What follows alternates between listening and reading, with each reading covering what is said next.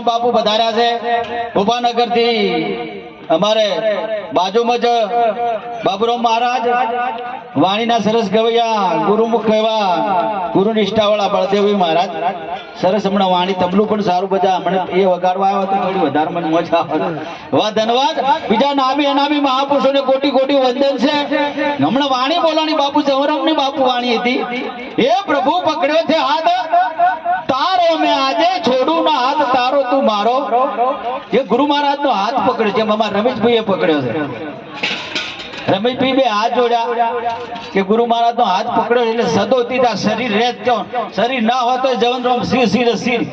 અખંડ સિંહ જવનરામ ગુરુ મહારાજ ઈશ્વર થી હમણાં વાત કરી સદોતી કોઈ નતું દુનિયામાં તો ગુરુ મહારાજ હતા આપને મનાય છે સાવ સાચી વાત આ ગુરુની દ્રષ્ટિ મળે તાણે આની ખબર પડે છે સદગુરુની દ્રષ્ટિ જેમ કુરુક્ષેત્રના મેદાનમાં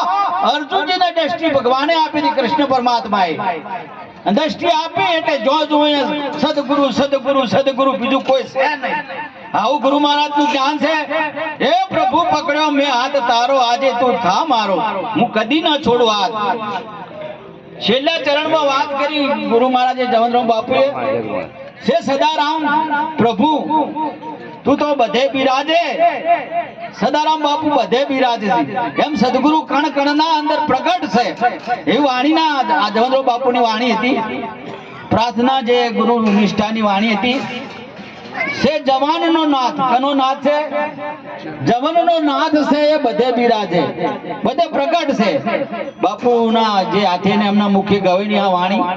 એ પ્રભુ પકડ્યો છે હાથ તારો મેં આજે છોડું ના હાથ તારો તું મારો થાજે આવી વાણીનો સરસ રચના બાપુએ જવનરામ બાપુને કોટી કોટી વંદન આજના મહાપુરુષોને કોટી કોટી વંદન અને આ ઘરધણી રમેશભાઈને કોટી કોટી વંદન કરી મારી વાણીને વિરામ આપું સદગુરુ મહારાજની જય.